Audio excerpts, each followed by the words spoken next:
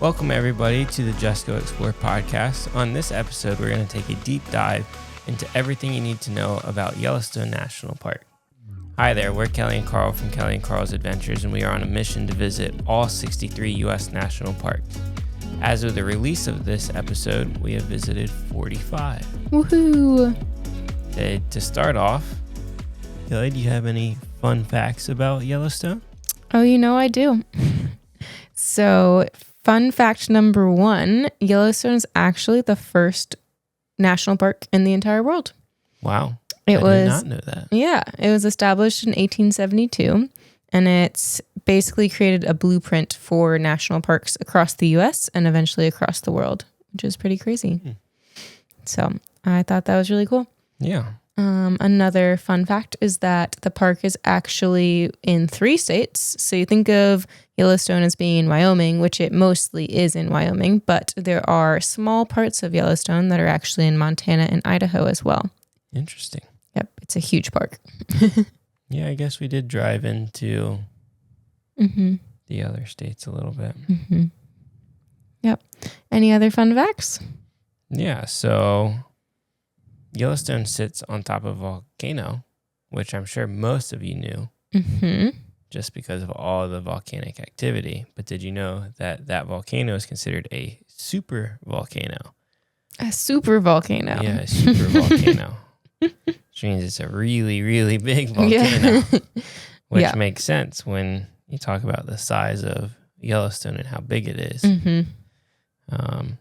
But that's why it's got all of its colorful hot springs and geysers and bubbling mud pots.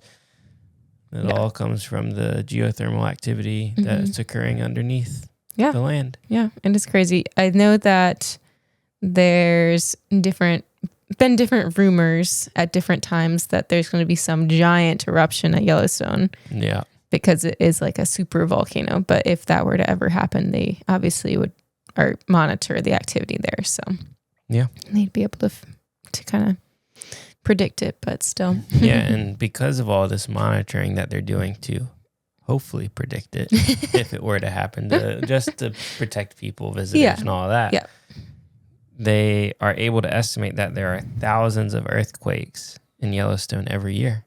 And that's crazy. Thousands. Yep. You don't feel all of them, but thousands. That's crazy. Yeah, we didn't feel any when we were there, but definitely very interesting. I mean, it makes sense because of all of the geothermal activity. That usually is caused by slight shifts and movements. And like the tectonic plates and stuff. So speaking of geothermal activity, Yellowstone has more than half of the world's geysers. Wow, that's crazy. Yeah. So, I know there are geysers in like Iceland and other areas of the world, but this one park in the U.S. has more than half of the geysers around the world. So pretty crazy. Yeah.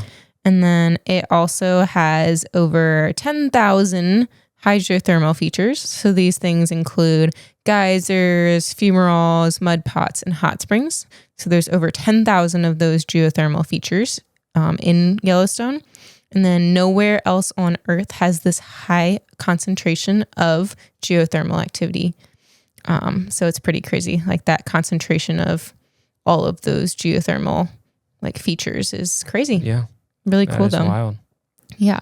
And the bright rainbow colors that can be found in Yellowstone's hot springs are caused by these heat-loving microorganisms called thermophiles. And those are these tiny organisms that basically thrive in the near boiling water in the hot springs there. So pretty cool. Yeah, that is pretty cool. So unfortunately, some of the hot springs are starting to lose their color because people are throwing trash in them or coins or different things. Yeah, please don't be those people. It's cooling the temperature down, which is affecting the microorganisms. Yeah. Why would you throw coins into a hot spring anyways? It's beautiful. We want to protect it. Yeah. I don't know. Anyways, yes, please do not do that. We want to make sure that we keep these pools nice and colorful. Yep. But moving on, some wildlife fun facts. And Yellowstone has plenty of that. Yellowstone is one of the only places in the lower 48 that has all of the major native mammals still living together. Oh, that's cool. Yeah, so this includes grizzlies, wolves, bison, elk, moose, and mountain lions. That is like when you think of the big time animals like that are native to the US, like that kind of covers them all. Yeah. Which is wild to think they all live intermingled amongst each other. And they're all like, not all, but a lot of the ones that you mentioned are like predators too. So it's like these predators are able to live by each other, which is crazy. Yep.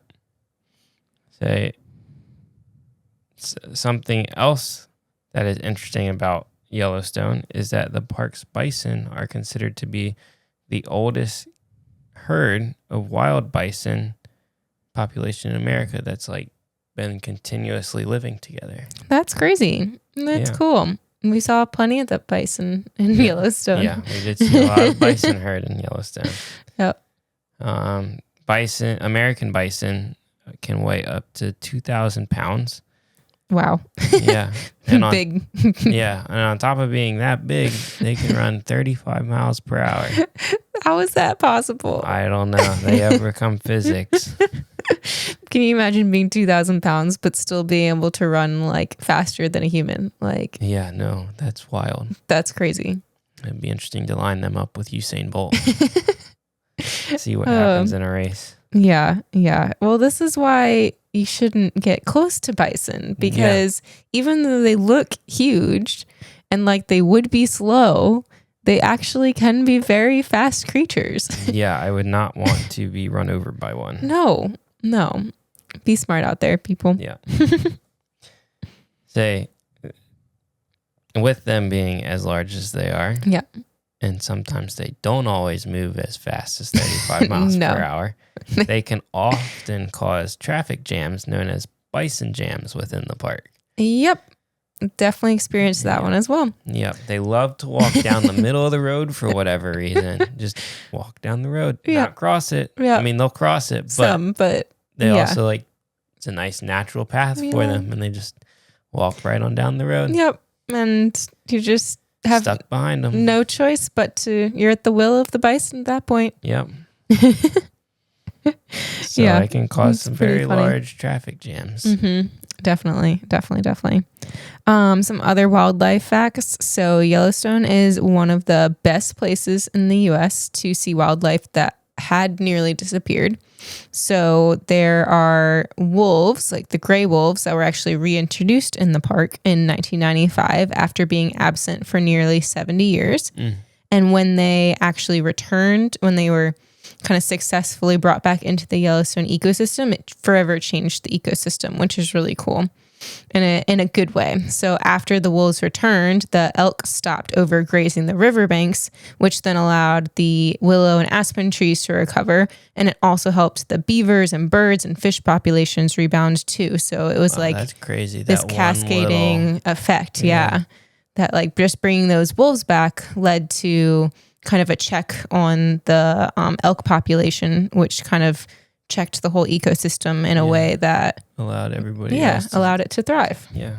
So pretty cool. That is very interesting. Yeah. So, another animal in the park that has been in the news more recently, as of the release of this episode, is the grizzly bear population. Grizzly bear population in Yellowstone, and in the greater Yellowstone ecosystem has grown from roughly 130 bears in the 1970s to several hundred bears today. That's cool. That's good. That's good that they're kind of building their populations. That's good. Yeah. And it makes sense with everything else starting to thrive and rebound based on the reintroduction of the wolves and different things that, you've got more food for the predator animals to be able to eat. So it makes sense for the grizzlies to. Yeah. And that's very interesting. Yeah. All right, I wanted to go a little bit into the layout of Yellowstone next. So Yellowstone is absolutely massive. So it's over 2.2 million acres in size. So absolutely huge. And then the easiest way to picture the park in a way that you can explore it is like a figure eight. So the major roads all form this kind of figure eight pattern. So you can kind of think about that when you think about the layout of the areas that you'll want to visit, essentially. There are 5 different entrances into Yellowstone. So there's a northern entrance near Gardner, Montana. There's a western entrance near West Yellowstone, Montana. There's a south entrance that comes up from the Grand Teton National Park. There's an east entrance coming from Cody, Wyoming. And then there's a northeast entrance that kind of winds through the Beartooth Highway in Montana / Wyoming and enters Yellowstone from that area. So that's a lot of entrances. Yeah, there are a lot of entrances. It's a huge park, so they have to have kind of all these different entrances and ways to get into the park, essentially. And then I was thinking we'd go into a little bit about the highlights next. Yeah, so highlighting some of the features of Upper Guyson Basin. Yeah, Upper Guyson Basin. This region of the park is known for probably most famously Old Faithful. Old Faithful. Yep. The park's most famous geyser and one of the most predictable geysers in the world. Yeah. Yeah. That's true. They have like a whole schedule and everything. Yeah. It erupts approximately every 90 minutes. That obviously shifts somewhat. Yeah. But they have a whole like web page on their website dedicated to just the eruption of Old Faithful. Yep. And you can see when they're expecting it to erupt next. So that way you can plan your trip around that. Yeah, you can plan when you want to get there. Yeah. It's really busy. So not only is it one of the most predictable, but it's surprisingly not the tallest or largest geyser in Yellowstone. It isn't. Yeah. Yeah. It isn't. But it's the most predictable. So that's what makes it so interesting, so that everyone has a chance to see it on your visit. You would think like everybody goes to see the tallest or everybody goes to see the largest. Nope. You just go and see a very predictable geyser. But that makes sense for why it's called Old Faithful. Like that's the perfect name for it. Say, while you're at Old Faithful, so whether you're either waiting to kind of wait for that eruption to happen for its predicted time schedule, or after you've watched it erupt, you can walk around the Upper Geyser Basin Trail and check out Morning Glory, which is a hot spring in the region that is very colorful. And it's a relatively short walk. I really liked that one. It was cool. Had like the different colors, so like the green to yellow, orange. Like it had a variety of colors. It was the classic like hot spring look, but in a setting like you had it all to yourself. It felt very like small and private, and didn't feel like you were in Yellowstone. No, the further you get away on any of the trails within this region, the less crowded it becomes, because everybody's there for Old Faithful. Yeah, there's tons of people at Old Faithful all times of day. Yeah. But if you start to walk around more, you can find more peaceful areas. Which we highly recommend doing, because you can see other little eruptions in the mud pots. Mud pots. And, just other colorful hot springs and other different little mini geyser explosions. And you can experience a lot just within this region of the park. Yeah, definitely. And then another area of Yellowstone that we wanted to touch on that's super famous is Grand Prismatic Spring. So it is located in Midway Geyser Basin of Yellowstone. The Grand Prismatic Spring is the largest hot spring in the United States. Yeah. It is famous for its vivid rainbow rings of blue, green, yellow, and orange. And it's just giant, so it's huge. You can experience Grand Prismatic Spring in 2 different ways. So the first way would be the Midway Geyser Basin Boardwalk. So you can basically walk along the hot spring, basically walk along the Grand Prismatic Spring. Yep. There's a boardwalk that goes around and kind of walks you alongside of it. And you can kind of see some parts of it, but it's kind of hard to see the full colors of the hot spring while you're there. It's just very steamy. It's hard to get the full picture, essentially. Yeah, especially earlier in the basin. day when you're like, it's a little cooler in the morning, so you get a lot more like of steam. Yeah. So it's harder to see, but even later in the day, it can be like it's still hard because there's still a lot of steam. Yeah, exactly. It's still very steamy, so it's harder to see the full spectrum.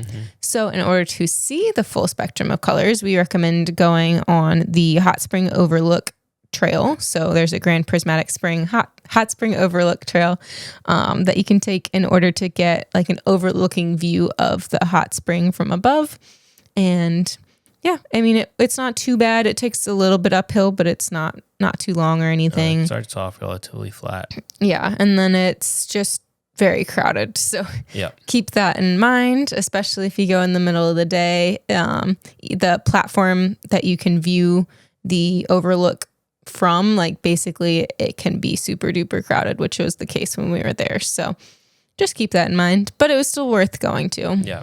And still worth seeing the views from above. Just be prepared that you won't be the only one up there. Yeah. And then if you are interested in a waterfall hike, there is a waterfall from this area called Fairy Falls Trail that you can take. Right now, you cannot take that trail, but most of the time you can. But right now that trail is actually closed due to, this was where the grizzly bear attack happened, was like on that trail to that waterfall. It wasn't on the trail to the Hot Spring Overlook, and you can still go to that Hot Spring Overlook currently. But if you were to try to go try to keep going on the trail to go to the Fairy Falls, you can't right now because they closed it down due to the grizzly bear attack. As of the recording of this episode. So exactly. Always check out the MPS website for the most up-to-date trail information on what's open and what's closed. Yep, definitely. And then, that's kind of Grand Prismatic Spring. Yeah. So moving on from kind of the hot spring volcanic activity, sulfur area of the park. Yep. We're going to move into the valleys of Yellowstone National Park, which they're often known for being the best area to view wildlife. Yep. Not that you can't see wildlife in other parts, but this is where they tend to be the most active. So in the Hayden Valley region of Yellowstone, it sits kind of near the center of the park along the Yellowstone River and makes it one of the most accessible wildlife hotspots. Yeah, it's very conveniently located in the park, so you can easily get to it in between other hotspots of the park. It's an excellent place to spot bison, elk, coyotes, and occasionally grizzly bears and wolves, which we saw both of in this section of the park. Woo! I don't know if I've ever been happier to see, it's hard to say. There are other parks that I've also been very happy to see wildlife, but it was definitely once in a lifetime. This is probably one of the coolest experiences we've had. Yeah. Because of just the way you can come into this section. It's like you come in and you're sitting up on a hill, looking down upon the valley and the river, where most of the wildlife is going to be. Yeah, they're going to be. Especially during like the morning or the evening. Yeah. They go to the stream to graze. To graze or to get, to drink water or to find fish or whatever they're looking for tends to be along the riverbank. And so we saw, tons of bison in this area. They kind of like roamed around. They actually crossed the road and slightly caused a traffic jam for a little bit. And then we saw a bear come from across the valley, come through the river, and then kind of come up towards the embankment we were sitting on. Yeah. We weren't very close to it, but it just kind of like approached and then just stayed down in the valley. It was super digging cool. up, I Who don't know, knows looking what? for clams Yeah, or something. Yeah.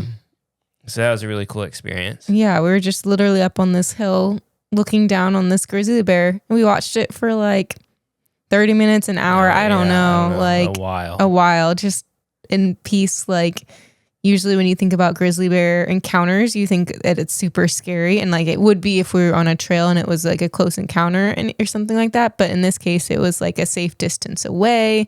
We could view it very easily. It was unobstructed views, and we got to just literally watch this bear like hang out in the valley for a while.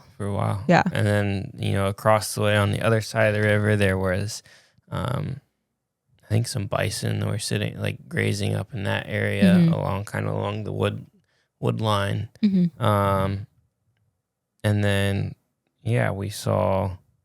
we drove up a little ways and there was another pack of cars that had like all pulled off to the side of the road. And we were like, what's going on? Yeah, exactly.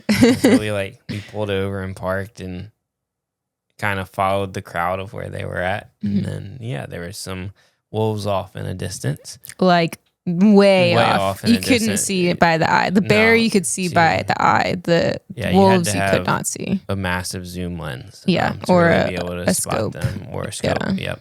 Yep. So it was cool to be able to see them on that, but we didn't get to really see them. Yeah, but someone else had like a scope and like a screen that we could look at, and they like showed it to us and stuff. So that was very nice. Pack of wolves. Yeah, that was super cool. And then, so if you're looking for wildlife encounters in a place, like a nice place to be able to like casually view them. Yep. Like this is the place to be, especially around, the early morning hours or later in the day. Yep. When you're tired of hiking or different, it's a great place to watch the sunset and just experience wildlife in its natural element. Very true. Very true. There is also another valley that I would be remiss if I did not mention. So in addition to Hayden Valley, there is also Lamar Valley. This valley is further north. It's more remote, but it is considered one of the best areas in the world to see wolves in their natural habitat, along with pronghorns, bighorn sheep, foxes, and large numbers of bison as well. So it's definitely a wildlife hotspot up in towards the northern part of the park. It's a little more remote, a little more out of the way, but it's also somewhere that would be very worth your time if you're interested in seeing wildlife. So definitely recommend that. And just like he said, for Hayden Valley, you'll want to go either early or late in the day in order to increase your chances for seeing wildlife. And then for best chances for wildlife, we talked about dawn and dusk being the best time of day.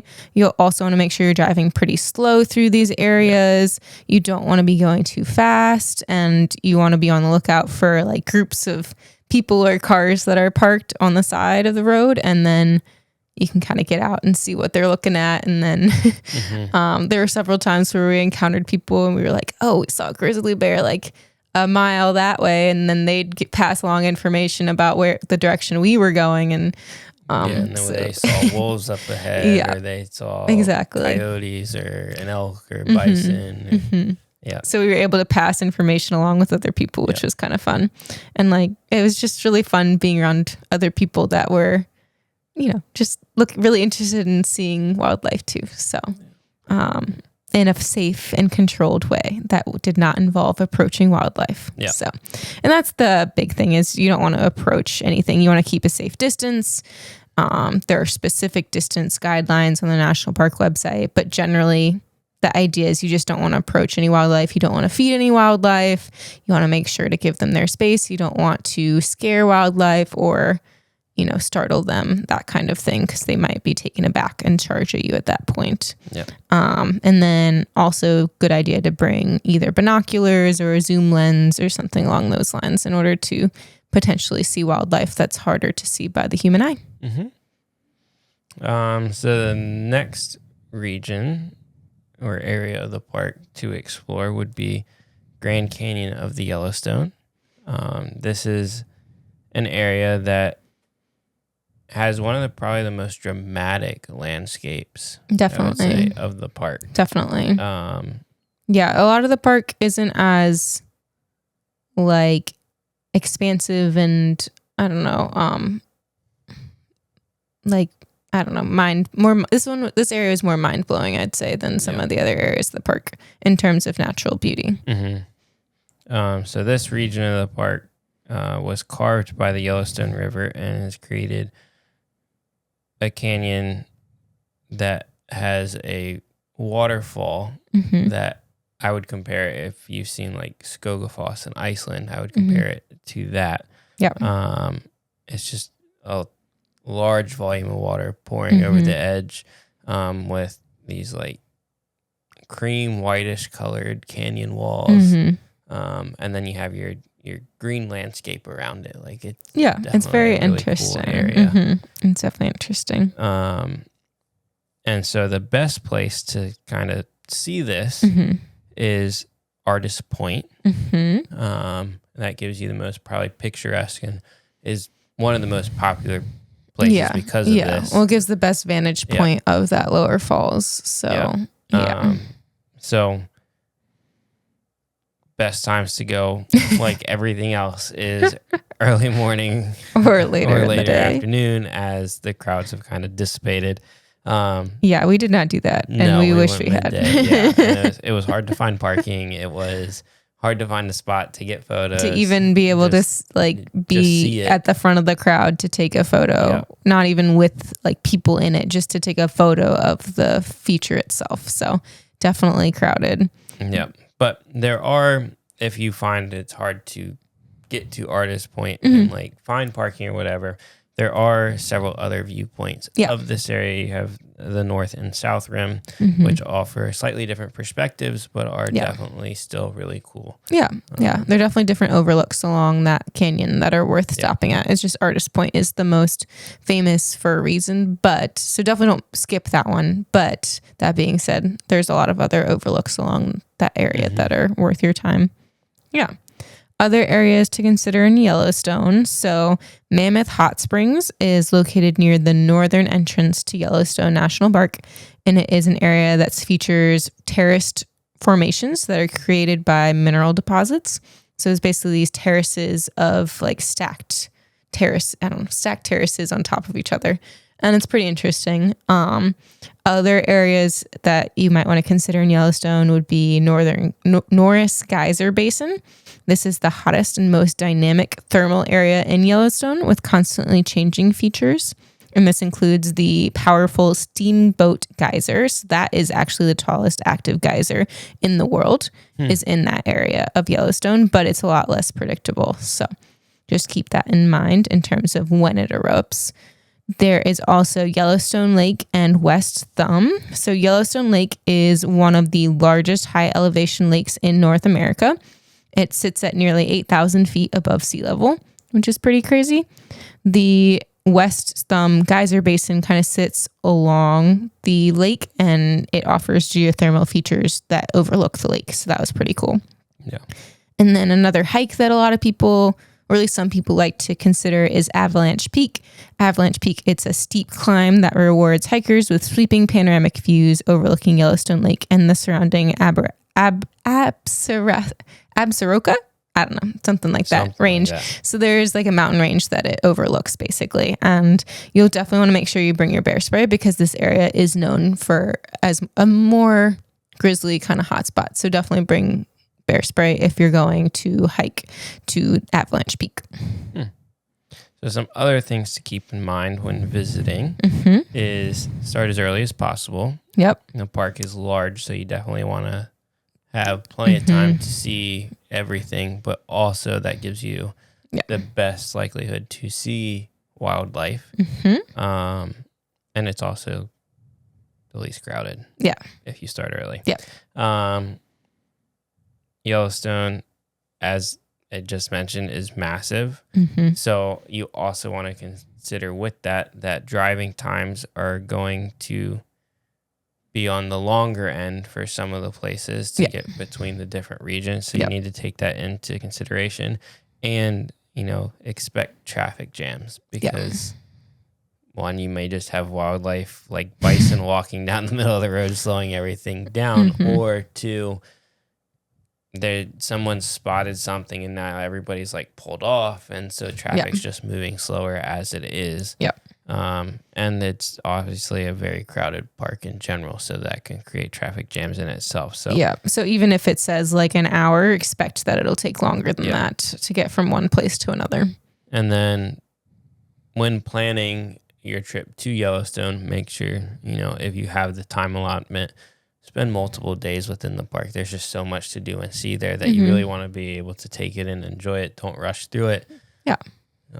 Multiple days would be ideal for a visit to Yellowstone. It's hard to do a lot in one day because the different areas aren't necessarily close to each other. Yeah. So taking multiple days is probably your best option. And then bear spray is something else you'll want to consider if you're hiking in Yellowstone. And then kind of like we mentioned in the glacier episode, I'll go through a quick kind of little tidbit about bear spray. Make sure you know how to use it. Make sure you have it easily accessible.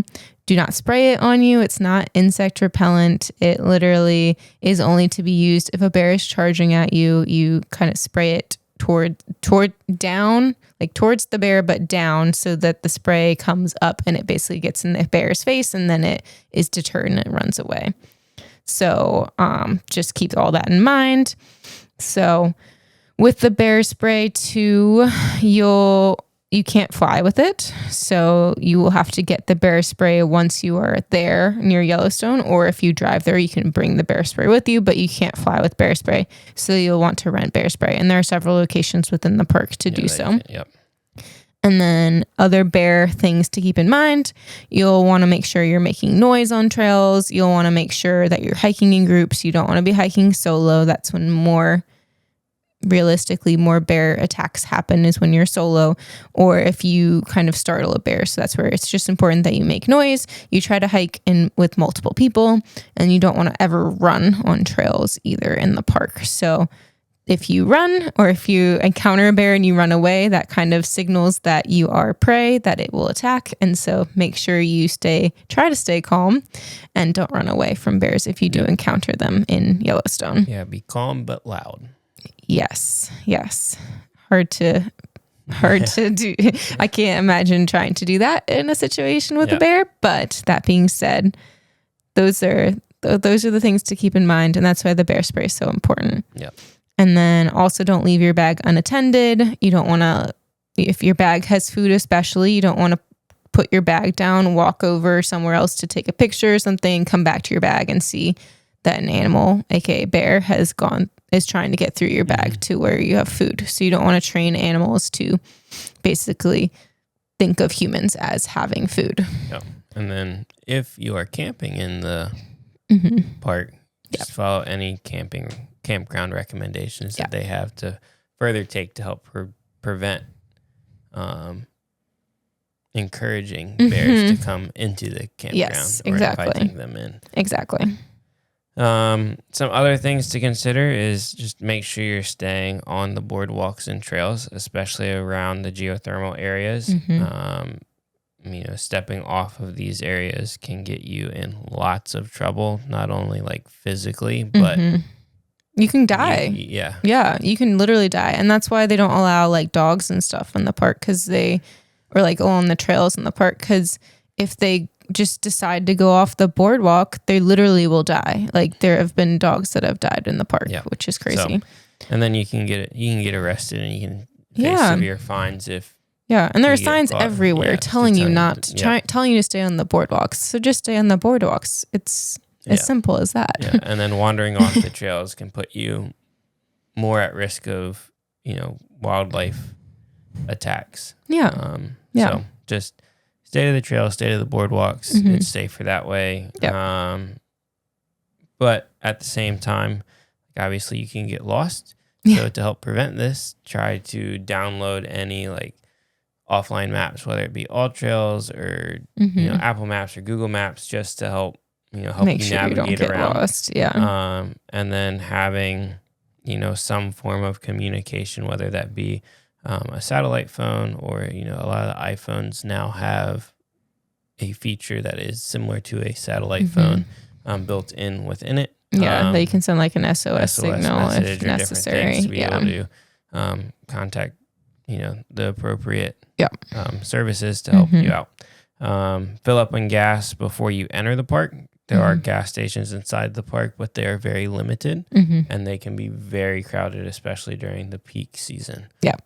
Definitely get gas outside the park if you can. And I mean, in general, gas stations in any of the national parks tend to be more expensive than getting gas outside of. Absolutely. Definitely agree with that one. So definitely best to try not to rely on gas within the park if you can. Yep. And then as always, leave no trace. Follow those guidelines.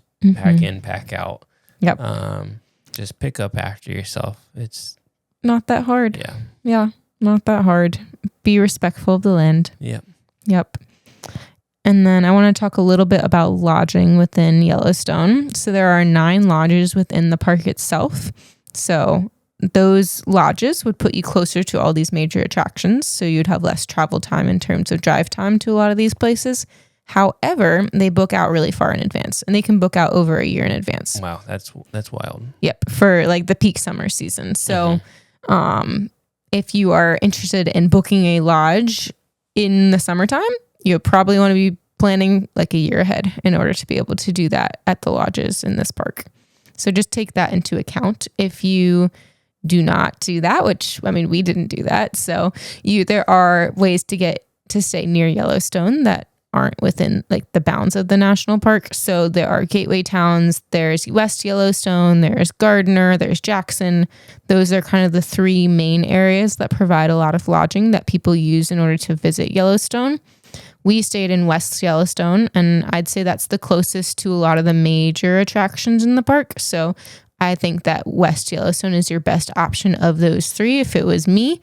But Gardner is a good option. A lot of people stay in Jackson and just drive up to Yellowstone for a day or 2 while they're also visiting the Tetons. So there's different options, but just keep in mind that you're going to have to take drive time into account when you stay outside the park, because it's going to take you like an hour to get into the park. And then once you're in the park, it might take you an hour, 2 hours to get to whatever destination within the park that you want to get to. Yeah. So drive times definitely can take effect if you're staying outside the park. There are some campgrounds inside Yellowstone as well. So you can also look into those as well. Yep. And then when it comes to the best time of year, or a time that we would consider to visit Yellowstone, we would recommend visiting, during more of the summer season, because this provides, a higher likelihood of all the roads being open. So that way you can explore more. Usually roads in the park open around Memorial Day weekend. So early June through October tend to be, that time frame of which to look to book a trip. Obviously the, July, August are going to be... They're going to be the most busiest. Crowded. Yeah, so exactly. You could be able to have, a little better experience in the sense of less crowds around June, September, October. So... Yeah, definitely. September and October are great options if you want less crowds, but still for the park roads to be open for sure. Yeah. And then, I think that's kind of the main gist of Yellowstone. Do you think Yellowstone is overrated, underrated, or justified? Overrated. Oh, snap. He said it. A lot of people probably said don't it here agree first. with me. Yeah. You will not get... You will have some people who will not agree with you. That's for sure. Yeah, I think it's overrated. I think everybody thinks of Yellowstone as like, oh, Old Faithful and all the geothermal. And it's like, I've seen geothermal activity and hot springs and so many other places. But it's the highest concentration in the world, Carl. Which is great, but doesn't matter that it's the same view. Like you're looking at the same thing. He's hard to impress, I guess, you guys. The valley was cool. I would say my favorite part of the park was Hayden Valley. Yeah, it was the animal but life. It's like everybody thinks of Yellowstone and thinks of the geothermal activity, and it's like that's the least impressive part to me. Okay, that's interesting. I think it's hard because I think lean towards is justified because I do think it's worth like the hype in the sense of seeing all the animals. I think that the hot springs are very unique, and a lot of people do not get to experience that because there isn't a ton of those colorful hot springs within the U.S. So I think that yes, from a U.S. perspective, I get like if you haven't traveled to some of the other areas, it is the most accessible to get to see. Yeah. So that is very unique unique within the U.S. And then, yeah, I think that the waterfalls in the Grand Canyon area were really cool too. I think that it's justified, but if you're saying that Yellowstone is the best national park in the U.S., I would disagree. Yeah, I would say no. I say it probably, don't hate me, I don't think it makes top 10. Yeah, it definitely doesn't make my top 10. It makes top 15 probably for me, maybe 20. Maybe top 20. Definitely top 25. Don't hate us. Please don't hate us. I'm sorry. No, I think some of it has to do with like just travel experiences we've had, places we've been very visit. Fortunate. I think if this was probably one of the first places we ever visited, it would be a different story. But I think we've been to so many parks now that comparing them is We've been to Iceland where we saw a ton of really big waterfalls. So like to me, like that's where I said like the Grand Canyon of the Yellowstone, like that the waterfall that you view from Artist Point, like to me reminds me of Skogafoss. Well, we saw Skogafoss first, so it's like my brain all automatically goes to Skogafoss, and it's like a comparison from that point. And then been to New Zealand, and I've seen different volcanic activity and geysers and hot springs and different things elsewhere. So it's like having experienced Yellowstone after all of that, it's just like another place. So that gives you some perspective on why Carl says that the way he said it. So I think other U.S. national parks are prettier in my opinion, or more breathtaking, more like naturally beautiful. But I do think Yellowstone's not naturally beautiful. No, it's just not like mind-blowingly beautiful. I think the most mind-blowing part was the wildlife, and then some of the geothermal features. But I mean, it was you cool might not think that. I don't know. It was cool seeing the abundance of wildlife, the mixture of wildlife, all within one park. But I think like even when we visited Yellowstone, the trip we were on, we were visiting 6 other national parks. We visited 6 within one trip. And this wasn't our first that we were visiting. And again, within the strip, we saw a lot of bison already going into this. So it's like, oh, more bison. I think I literally made that comment like while we were driving around. Oh, there's some more bison. Like, yes, we had already seen bison on that trip, but we've never seen a grizzly in a way like that. No, so I mean that was incredible. Highlight. That was the highlight. And then like the wolves, I know we weren't able to fully like see them, but still we could kind of experience them. We saw them run across the road like, the one morning, and like there's just I don't know. They're known to be hard to spot within the park in general. So like just to be able to see them was really like it was cool. Yes. Like and the grizzly bear, like being able to view that and just kind of was like watch it. Yeah, it was super unique. Super unique and super cool, and like definitely the highlight moment of Yellowstone for me. But like it wasn't. Well, it's one of 3 national parks in the lower 48 that have grizzly bears. So like it's one of only like it's Glacier, Yellowstone, and Grand Teton. Those are the only 3 national parks that have grizzly bears, or at least a large enough population of grizzly bears. I know that there have been potentially instances where some of the North Cascades area or like range of mountains in that area have been known at some point to have grizzly bears, but I don't think it's happened in the recent times. So, but yeah. Okay. And then how do you think Yellowstone compares to, we'll say, other national parks within that region of the U.S.? So how does it compare to Glacier? How does it compare to Grand Teton and then the Dakotas?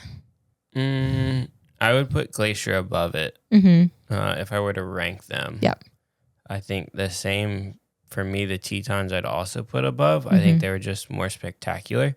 Yeah. The Tetons literally take your breath away. Yeah. Yeah. But I don't know. I'd probably rank those, and then the Dakota National Parks would probably fall after Yellowstone. And I think that's just due to the variety. Like, yeah, I agree. Again, they're lower on my ranking in general. I like all of the ones we've been to. I mean, Theodore Roosevelt National Park was really cool in the fact that it also had a diverse range of wildlife. Yeah. So if you're looking for different kinds of wildlife within one park in a more remote, less crowded setting, I think Theodore Roosevelt would win out. But I think overall, as an experience, I think Yellowstone's the better park. Better experience. Yeah. So, yeah, I agree with you actually. So I do think that Glacier and the Tetons are above Yellowstone in my mind, but Yellowstone would be above the Dakota National Parks. So that would include Theodore Roosevelt, Wind Cave, and Badlands National Park. So, but honestly, I still think Yellowstone's great. So yeah, and it's definitely worth the visit. Obviously worth the visit. Yeah, that's gonna be my next question. Would you visit again? Probably not. Probably not. Oh snap! That's news to me, y'all. I don't know. I don't think it would be something that I would like go out of my way to just visit again. I think if we were like going back to the Tetons, like. So he wants to go back to the Tetons. Like, I want to go back to the Tetons more than I want to go back to Yellowstone. Mind you, we spent more time in the Tetons to begin with on our trip. Yeah, but I'd go back to the Tetons. And like if we're if we're back to the Tetons, then like at that point it makes it worth going back. But you wouldn't want to go there, but I'm not going to go just specifically to go back to Yellowstone. That is very interesting. I wasn't expecting you to say that. I want to go back to Yellowstone. There are areas of Yellowstone that we did not get to experience. But so I feel like we didn't have as much time in the park as I would have liked to. So I think that I would love to go back to Yellowstone to explore more and then to potentially see more wildlife. Yeah, I mean, it'd be cool to see more wildlife. I think it would be cool to see some other areas at different times of the day that versus the middle of the day when we saw them. Yeah. But yeah, I don't know. If we visit the Tetons again, I'll go back to Yellowstone.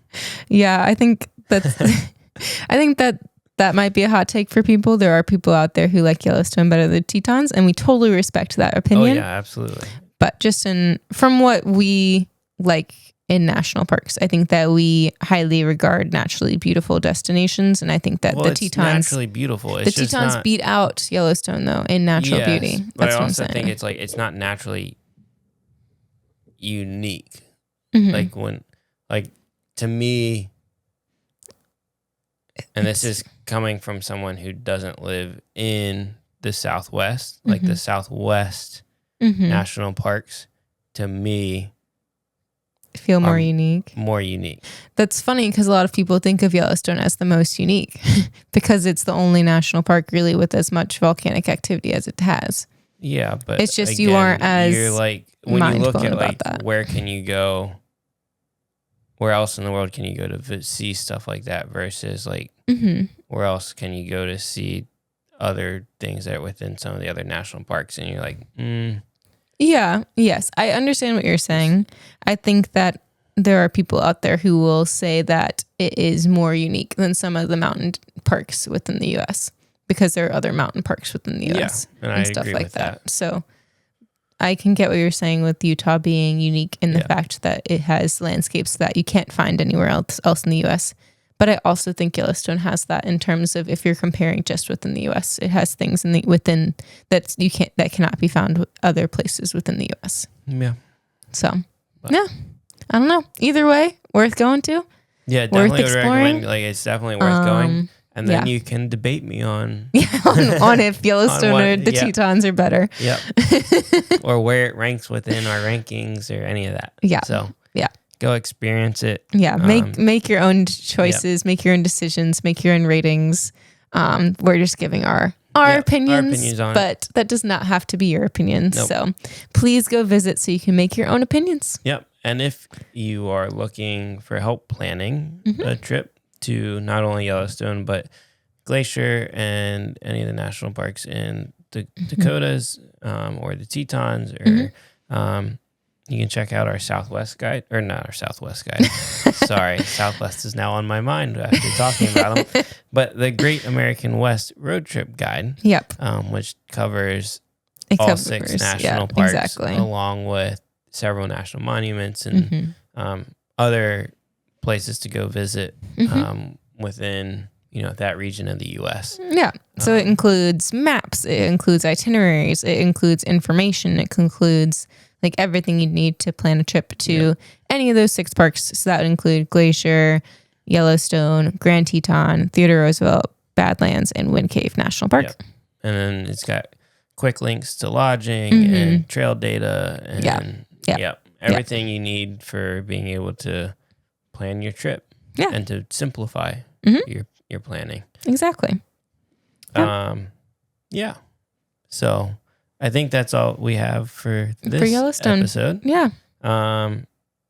Something that would hugely help out is if you could like and subscribe or give a 5-star review, depending on which platform you're listening or watching on.